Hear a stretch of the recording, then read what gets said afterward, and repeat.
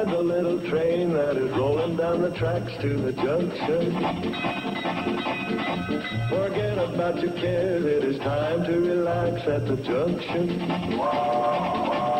Lots of curves, you bet, and even more when you get to the junction. Petticoat Junction. There's a little hotel called the Shady Rest at the junction. Petticoat Junction. It is run by Joe. Come and be his guest at the junction. Petticoat Junction. Here's our lady MD. She's as pretty as can be at the junction. Petticoat Junction.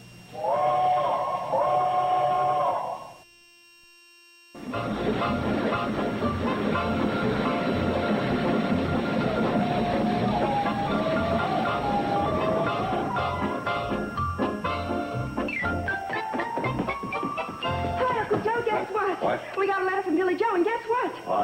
She's coming home tomorrow, and guess what? She's bringing a surprise, and guess what it is? I don't know either. Surprise. A surprise? I'll bet I know what it is. Me too. What? I bet it's that new fishing pole I've been wanting. Oh. That Billie Joe's a good kid. Well, that she is, but I think you're wrong on the surprise. You do? What do you think it is? Oh, it's probably a present for Steve and Betty Joe's baby. Oh. You don't seem very thrilled. What did you think it was going to be? A husband? For you or for her? Whichever. I just like to think somebody's getting a little action. Well, we'll find out about that tomorrow.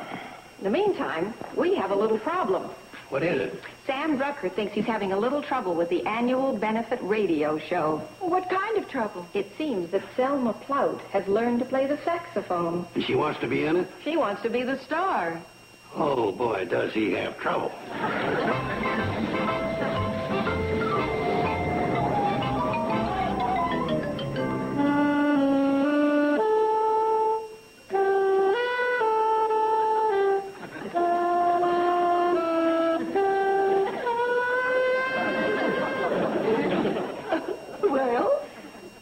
Well, Selma, if you want my honest opinion... Who's asking for that? Just tell me which is my spot on the show. Now, will I open it or close it? Both. So that's rude. She'll blast the station off the air. I don't know about that. Did you like my little offering, Wendell? Well, it was certainly it had a lot of, well, on the other hand, there were moments when, my goodness, if anyone had told me when I came in here that I was going to hear I'm at a loss for words. Up to now you haven't been. Why don't you stop payments on that thing? Maybe they take it away from you. Oh, you. Well, what's the verdict? Well, it's not up to me, Selma. No? No, that's a decision to be made by the entertainment chairman, Doc Craig. Doctor, I had no idea. Neither did I. Excuse me, please. When did this happen? Just now. Who appointed me? I did. I'll kill you. Now, Oh, Selma. my dear, I'm so thrilled to hear you're in charge. You are a music lover, aren't you? Yes, I am. Unfortunately. Now, what did you mean by that? Mr. Drucker, here's a list of some more contestants. Oh, look, it's Billie Joe. Oh, Billie Joe, I was right. You did bring a husband. Who is that? My kid sister, Bobby Joe. Oh. Well, it's a start. He's a fella. Oh, hi, everybody. I'd like for you to meet Mr. Rick Wayne. I was on the bill with him in Omaha. This is my uncle, Joe Carson. Mr. Sam Drucker, our storekeeper, postmaster, and dear friend. Howdy. Wendell Gibbs, our engineer. How do you do? Oh, pardon my manners. One of our leading citizens, Mrs. Selma Plout. How charming to meet a fellow member of the entertainment world. Oh, are you in the entertainment world? Well, Well, I knew it couldn't be Love Beat. Oh, heavens, no, I'm not even a hippie. Mod, of course, but not a hippie. Hi, Billie Joe. Welcome home. Oh, thank Thank you. May I present Rick Wayne, Dr. Janet Craig. Mr. Wayne? Now, this breaks the string, you know, The string? of characters. Oh, Billy, Joe, everyone, if you're planning to take the cannonball, we'd better get started.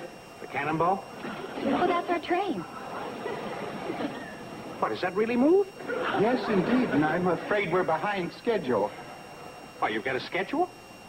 Oh, my, yes, and we stick right to it. That is, unless something comes up, and then we try to give a little, you know, sort of give and take. Sometimes we're right on the old button, and other times we tend to fall back a little. It's this way and that We're way. crying out loud, Wendell. Stow the gab and let's get going. That's a good idea. Boy! We're going and back. We have to. Oh, there's a road of sorts, but you wouldn't want to drive on it. Your car will be all right here. Just leave the keys in her. Leave the keys. Well, that way you don't run the risk of losing them. Oh, of course. That way they can just steal the keys and all, huh? Steal? Mr. Wayne, we don't have that sort of thing here. We're a little backward that way. Well, on to the cannonball.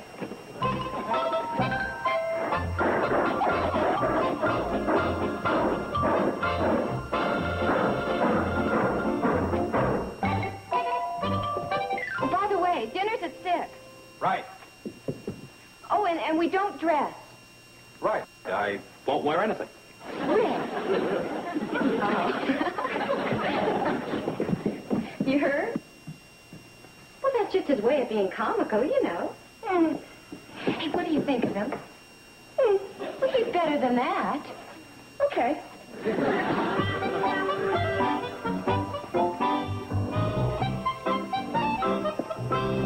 Am I interrupting? Oh, hi, Billie Joe. No, I'm just trying to get busy with my new duties as chairman of the entertainment committee for the benefit show. Come in.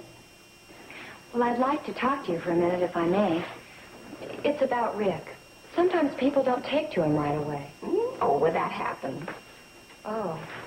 What's the matter? Well, you weren't supposed to say that. You were supposed to say, oh, that isn't true. I took to him right away. I'm sorry. Do you want to start over again? No. But you'll like him once you get to know him, I promise. I'm sure I will, and I'll take the time to. Just as soon as I get this benefit out of the way. I'm afraid this sort of thing isn't my forte.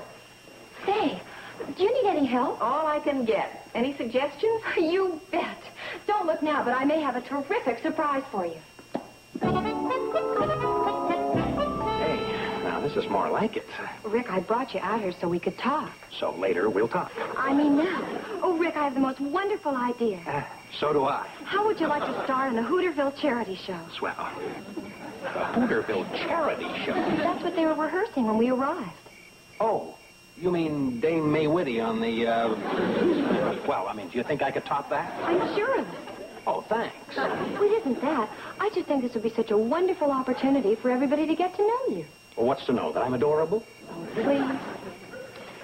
Yeah, okay, sure. Now, look, You really mean it? Yes, I mean it. I mean it. Oh, Rick, I could kiss you. Now, why didn't I think of that?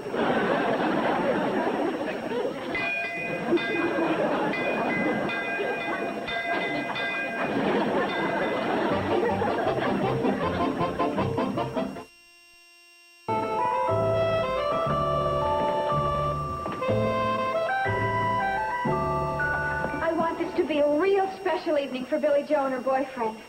I just hope the dinner turns out all right. Well, so what if it doesn't? It might discourage him from becoming her brother-in-law. She happens to be very fond of him. Yeah, so I've noticed. You don't sound too impressed. No, he's a nice enough guy. It's just that, well, he's always on. So? Well, I'm just worried about you, honey. Afraid you won't have a chance to get a word in about Kathy Joe. Don't worry about me. I'll sneak in a volume or two. I guess you've heard. Rick's a comedian.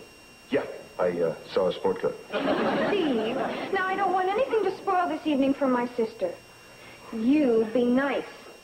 I'll be nice. I'll be nice.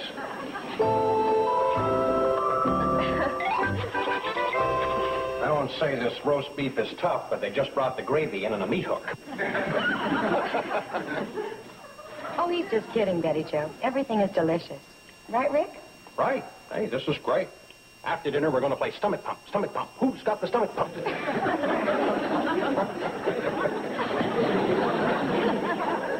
What do you think of Hooterville, Rick? I'm glad you brought that up. I've seen one-horse towns before, but this is ridiculous. This town is so small, they have only one sign. Entering Hooterville in the front and leaving Hooterville in the back.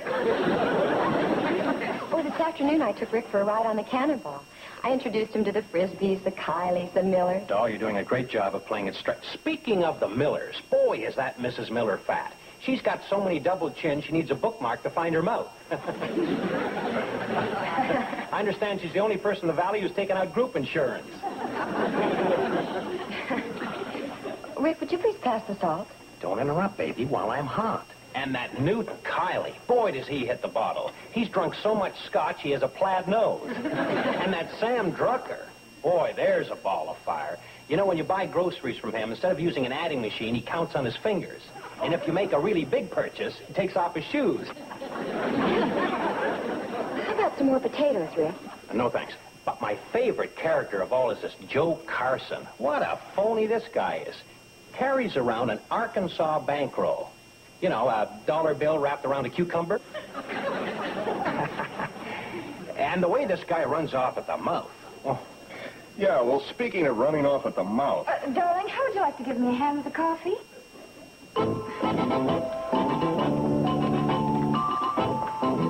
What gives with this guy anyway? Now, Steve. Well, he seems to get a big charge out of running down all the local people. I know, but after all, he is a comedian. Oh, and you think it's funny making fun of your friends? No, not any more than you do. But what harm can it do? It won't go any farther than this. Pour the coffee, will you, honey? Okay. I just can't figure this guy out. You have to admit some of his jokes were kind of funny. Yeah, especially the one about the roast was so tough she had to bring the gravy in on a meat hook. That was the only joke that wasn't worthy of a laugh. I know. Your dinner was delicious. Thank you. What are we going to have for dessert? Bicarbonate of soda? Sorry. See, it's rubbing off on me. You cook a great dinner and you're a great little hostess. And let's be sure you're going to be a great little host. Promise? Okay. Be sure now, because I don't want anything to spoil this evening. Understand? Understand.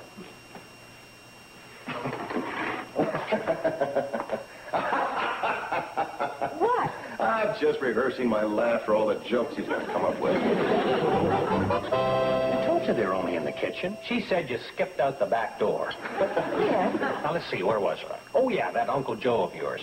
Boy, does he come out with some brilliant idea. You know what he's working on now? He's coming out with a bar of soap that's hollow in the middle. That's so when you use it, there won't be any little pieces left over. Oh, you like that one, huh? Hey, you're a good audience. And just for that, I'm going to let you in on a little secret. Friends and neighbors, you know these gags I've been tossing around? Well, this is part of a routine I'm going to be using in your annual benefit show.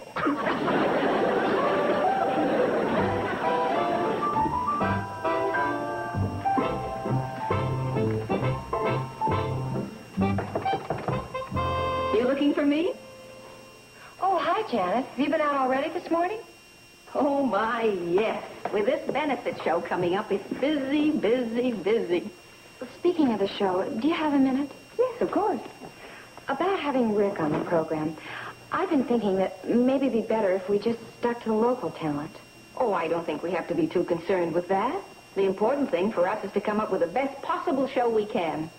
Well, I know that it was my idea he appear and all, but... Yes, and it was a good idea, too. We're getting some fine publicity from the outlying papers. Oh, I really gave Rick a big build-up about what a big star he is and his thousands of admiring fans. I made Jackie Gleason sound like an amateur hour dropout. I thought you said you never heard of Rick. So I lied a little. You're allowed that when you're a combination entertainment chairman and press agent. Rick hasn't changed his mind about doing the show, has he? Oh, no, nothing like that. Well, you seem disturbed about something. Oh, I guess everything will work out all right. Of course it will. Now, I've got to get moving. I have a patient due in a few minutes. Rick, Oh, hi, Doc. may I talk to you for a minute? Oh, please don't propose to me now. I have to get a note from my mother first. You. Rick. Wait. You know what's amazing? You're the first girl I've ever seen who looks better in the sunlight than in the spotlight. Thank you. Now can I say something? You're on. About the routine you're going to do on the show? Pretty suck material, huh, kid? Well, yes, there are some amusing laughs. Amusing? Those are yucks, doll. Big yucks. You saw the way I scored with your sister and brother-in-law. Yes, I know, but, well, I was wondering, do you think you could change your material a bit? Change it? Why? It's just that all through the routine you're making fun of the people around here. Well, exactly. I mean, if you could just change the names or something. Doll, that's the only way that stuff will pay off. I mean, to get those belly laughs, you gotta localize your gags. Use names and places that people are familiar with. Now, when I mention people like Sam Drucker or Mrs. Ben Miller, I'm halfway home. Oh, get this. To really spike it up, I'm gonna throw in a few impressions. Get a load of this. Selma Plout. How dare you say I'm man crazy? It's nothing but a rumor that my marriage license reads, to whom it may concern. And your Uncle Joe. Oh, I got a wonderful impression of him all worked out. Yeah, 2 minutes of snoring. And Wendell Gibbs, the engineer. Oh, yeah, he's something else. Oh, dear me, I must be going. Yes, I have a schedule to keep. The cannonball must be in Pixley by 9:30. Or is it 8:30?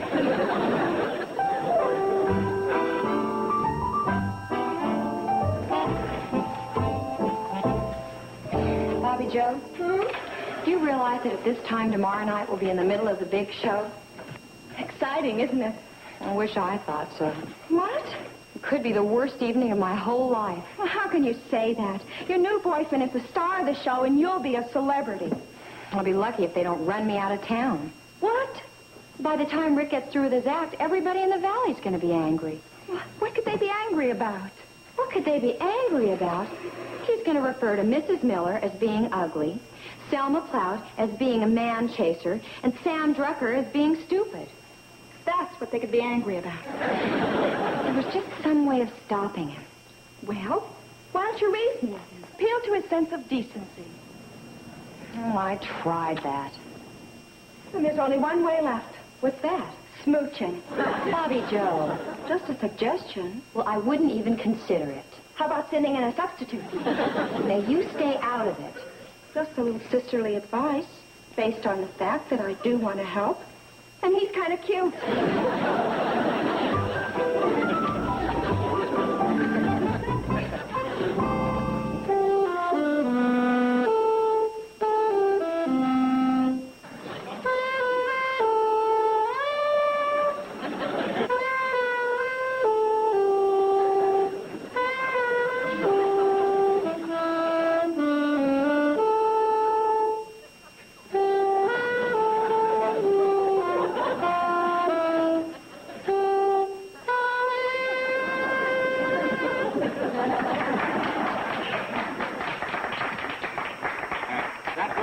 Selma Plout and her saxophone. Read it like I wrote it.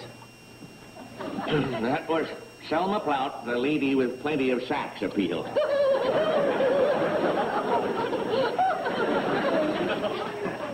Now, folks, if you'd like to make a contribution after that, I mean, if you folks would like to make a contribution, just mail your donation to Box 4, Hooterville. Thank you. And now, ladies and gentlemen, it gives me great and distinct pleasure to present the star of our show, everybody's favorite comedian, Rick Wayne. Thank you, Mr. Drucker. Ladies and gentlemen, I had a routine all planned for this evening, and well, then I started thinking, who needs it? I mean, a guy like myself from the outside, especially when you've got such wonderful local talent. So, please excuse me if I beg off and turn the spotlight over to one of the loveliest substitutes I know, Miss Billie Joe Bradley. Thank you, Rick. Yeah, Sam, here's a little contribution to sweeten the pot. Oh, thank you. Miss Billie Joe Bradley. How about When I Fall in Love? Oh, fine.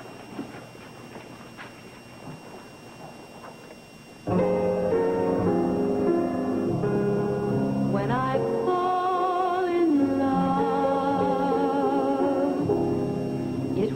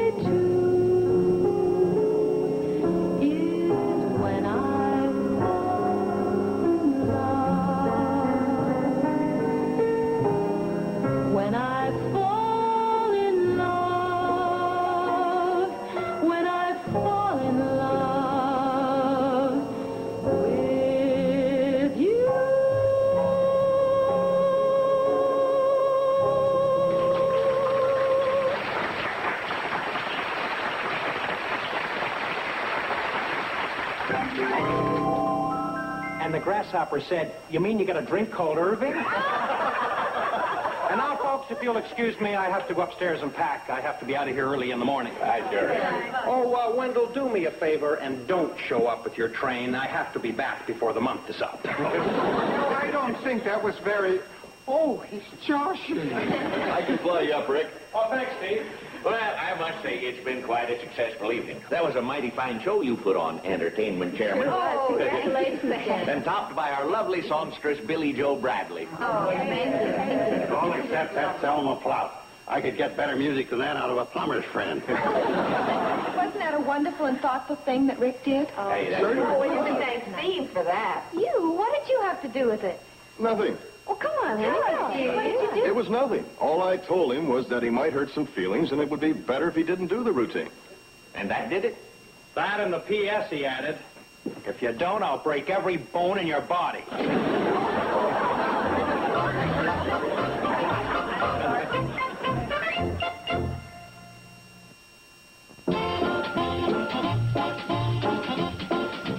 Tonight at 8 on the $1 Million Movie, Gwen Verdon and John Hurd star in the musical hit, Legs. Now, stay tuned for Green Acres, next, here on TV 39.